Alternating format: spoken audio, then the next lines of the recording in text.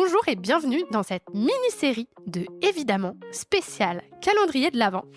Chaque jour, nous explorons ensemble un nouveau chemin pour mieux comprendre, ressentir et agir en harmonie avec la nature et avec toi-même. Que tu sois curieux de découvrir des outils d'écologie intérieure, à la recherche de solutions pour réduire ton impact écologique, ou simplement en quête d'un moment de réflexion et d'apaisement, tu es au bon endroit. Prenons ensemble quelques minutes pour ralentir, nous reconnecter à ce qui compte vraiment et avancer pas à pas vers un quotidien plus aligné avec nos valeurs. Respire profondément, installe-toi confortablement et c'est parti pour l'épisode du jour.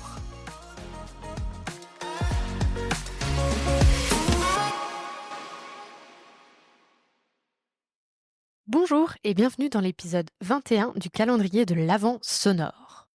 Aujourd'hui, nous allons explorer l'art de demander de l'aide et de s'entourer des bonnes personnes pour faire avancer un projet à impact écologique, par exemple. Tu sais, ce n'est pas toujours facile de tendre la main. Personnellement, j'ai longtemps eu du mal à demander de l'aide. Je me disais que je devais tout gérer seule, que montrer mes faiblesses était une preuve d'échec et que réussir seule, c'était montrer que j'étais forte et que c'était ça, être puissante. Mais en réalité, demander de l'aide m'a ouvert un monde de possibilités. C'est en osant solliciter ce qu'on peut appeler des experts que j'ai pu mieux comprendre mes propres blocages, dépasser mes croyances limitantes et avancer encore plus vite. Cela m'a aussi permis de clarifier ma zone de génie, comme nous en avions parlé dans un épisode précédent, et de me concentrer sur mes forces. Et surtout, cela m'a fait gagner un temps précieux. J'aimerais vous parler d'un outil qui s'appelle l'outil de coaching systémique. Le coaching systémique est une approche qui considère ton projet comme un système dans son ensemble. Imagine que ton projet soit une toile d'araignée, chaque fil représentant une compétence, une ressource ou une personne interconnectée. L'idée est de regarder non seulement où tu es aujourd'hui, mais aussi comment chaque élément du système interagit avec les autres. En pratique, cela consiste à analyser quels sont les points de tension ou de blocage dans ton projet. Par exemple, est-ce que tu manques de certaines compétences, de ressources ou d'alliances stratégiques? Quelle synergie sous-exploitée pourrait être activée pour faire avancer le projet? Et comment peux-tu renforcer ton réseau pour combler ces lacunes?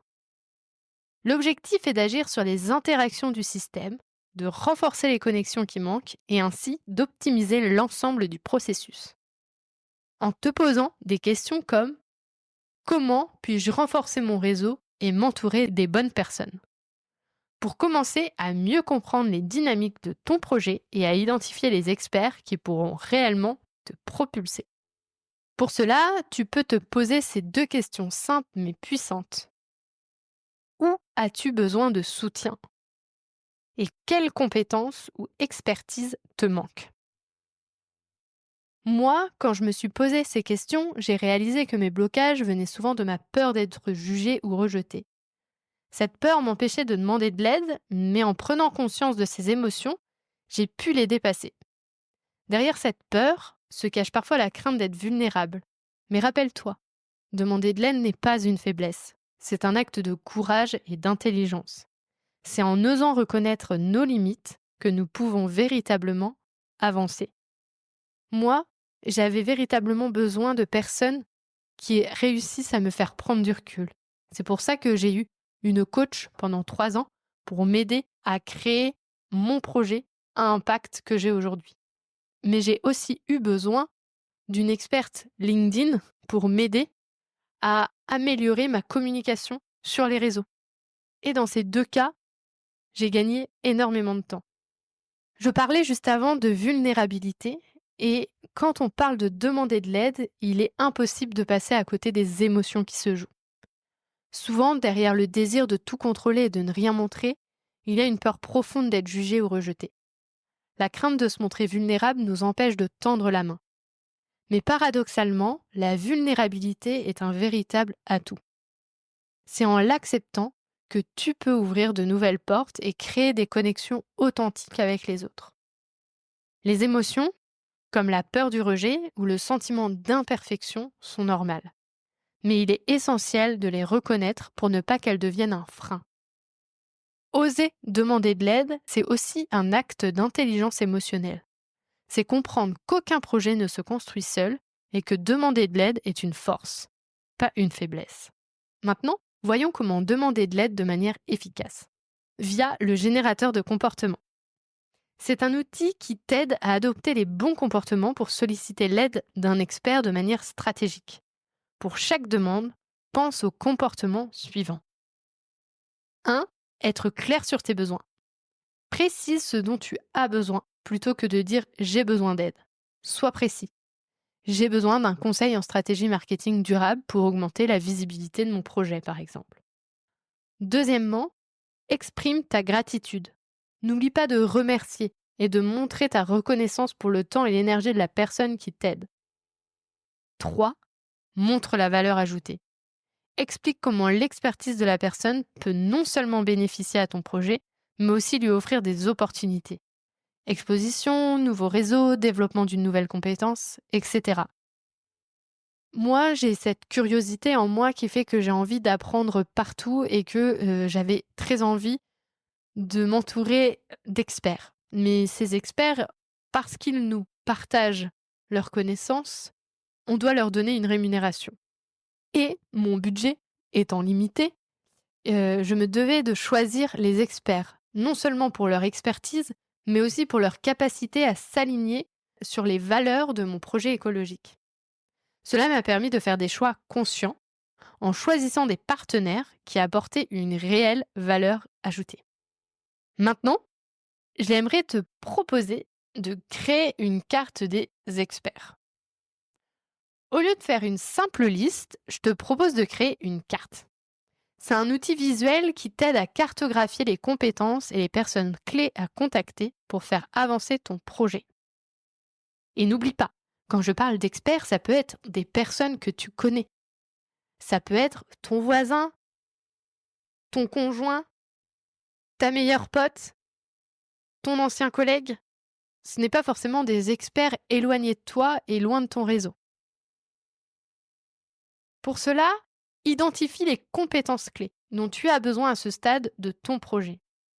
Par exemple, tu pourrais avoir besoin d'un expert en finance écologique ou d'un conseiller juridique en développement durable ou d'une coach pour faire avancer ton projet. Identifie là où tu as besoin d'aide. Une fois que tu as identifié là où tu avais besoin d'aide, cherche les experts dans ton réseau ou au-delà.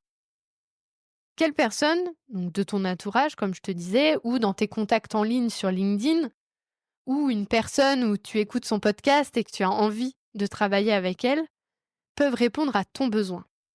Et si nécessaire, comment peux-tu t'introduire auprès de professionnels dans ces domaines spécifiques ? Aujourd'hui, je passe beaucoup par la mise en relation. Lorsque j'ai quelqu'un que je connais qui pourrait me mettre en relation avec une autre personne qui, je sais, pourra me faire grandir, je lui demande de m'introduire à cette personne pour que je puisse après, derrière, dérouler mon besoin. Et en retour, je le fais aussi. Quand je vois qu'il y a 2 personnes que je pourrais mettre en relation parce que ça leur permettrait de grandir, c'est aussi ce que je propose. Et enfin, dans un 3e temps, c'est personnalise tes messages. Plutôt que d'envoyer un message générique, sois spécifique sur ce que tu attends de l'expert et montre clairement la valeur que sa contribution pourrait apporter à ton projet. Cette carte te permettra d'avoir une vision claire des ressources à ta disposition et de la manière dont tu peux les mobiliser. Demander de l'aide, c'est bien plus qu'une simple démarche pratique. C'est un acte qui nous permet de mieux nous connaître, de comprendre nos forces et nos faiblesses et de construire des projets plus solides et mieux connectés. Alors fais le premier pas. Prends le téléphone, tes réseaux, envoie un mail, ose demander. Tu pourrais être surpris de tout ce qui peut arriver quand tu ouvres la porte à de nouvelles collaborations. Demain, nous parlerons du pouvoir de l'influence dans l'écologie. En attendant, prends soin de toi et de la planète, et à demain! Merci d'avoir écouté cet épisode. J'espère qu'il t'a inspiré et donné des clés pour avancer vers un quotidien plus aligné avec tes valeurs et tes aspirations. Si ce chemin te parle, et que tu souhaites aller plus loin, je te propose un accompagnement personnalisé grâce à mes séances de coaching. Ensemble, nous pourrons explorer tes objectifs, dépasser tes blocages et construire des actions concrètes adaptées à ta vie. Pour réserver une séance et en savoir plus, rendez-vous sur mon agenda en ligne, en lien Calendly dans la description. Je serai ravie de te rencontrer et de t'accompagner sur ton parcours. En attendant, prends soin de toi, prends soin de la nature et n'oublie pas, chaque petit pas compte. À très bientôt dans le prochain épisode.